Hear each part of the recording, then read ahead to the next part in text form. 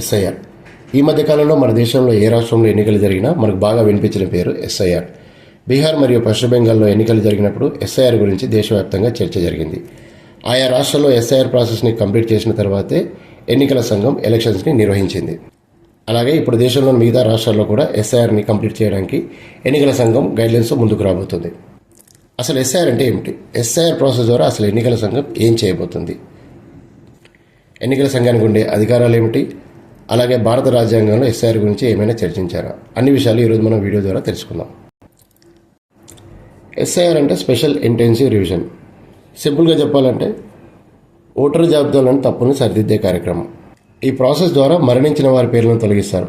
ఒక వ్యక్తి పేరు 2 లేదా అంతకంటే ఎక్కువ చోట్ల ఉంటే తొలగిస్తారు. శాశ్వతంగా వేరే ప్రాంతానికి మారిన వారి పేర్లను కూడా తొలగిస్తారు. కొత్తగా 18 సంవత్సరాలు కంప్లీట్ అయి ఉండి ఎలిజిబిలిటీ ఉన్న వాళ్ళ పేర్లను కూడా ఈ జాబితాలో కొత్తగా చేరుస్తారు. అలాగే ఓటర్ జాబితాలో ఏదైనా కరెక్షన్స్ ఉన్నప్పుడు కూడా వాటిని సరిదిద్దారు. సో ఓవరాల్గా ఓటర్ జాబితా యొక్క యాక్యురసీని, దాని ఖచ్చితత్వాన్ని రూపొందించే కార్యక్రమం ఇది. కేంద్ర ఎన్నికల సంఘానికి ఎస్ఐఆర్ను నిర్వహించడానికి సంపూర్ణ అధికారాలు ఉంటాయి.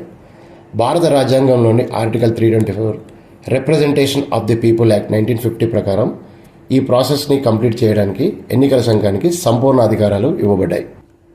ఈ ప్రాసెస్ ఎలా జరుగుతుంది అంటే, ఒక నిర్దిష్టమైన ప్రాంతానికి ఒక బూత్ లెవెల్ ఆఫీసర్ని అసైన్ చేయడం జరుగుతుంది.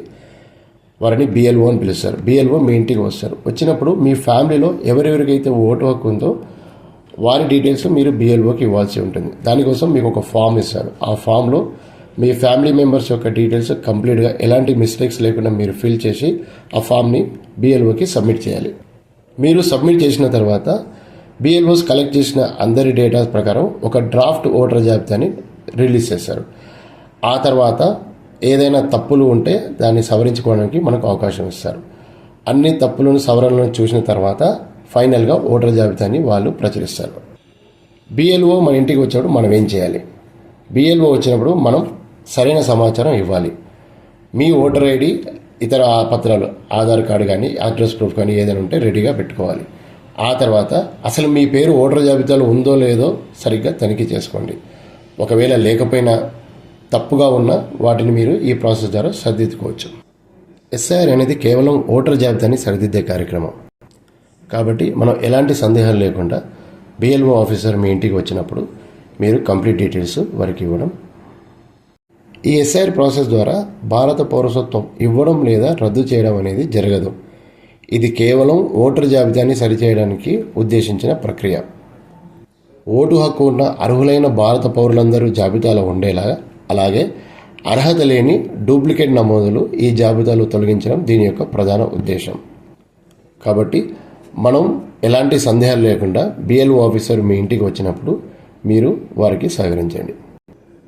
ఓటు హక్కు ప్రజాస్వామ్యానికి ప్రాణవాయు లాంటిది. కాబట్టి మీ అమూల్యమైన ఓటు హక్కును కాపాడుకోండి, ప్రజాస్వామ్యాన్ని రక్షించండి. జై హింద్. మా కంటెంట్ మీకు యూస్ఫుల్గా అనిపిస్తే లైక్ చేయండి, షేర్ చేయండి, మరియు లేటెస్ట్ అప్డేట్ కోసం బెల్ ఐకాన్తో పాటు మా ఛానల్ని సబ్స్క్రైబ్ చేసుకోండి. అలాగే మీరు ఏదైనా టాపిక్ గురించి తెలుసుకోవాలనుకుంటే కమెంట్ సెక్షన్లో తెలియజేయండి. నేను వాటి గురించి వీడియో చేయడానికి ప్రయత్నిస్తాను. Thank you for watching the video.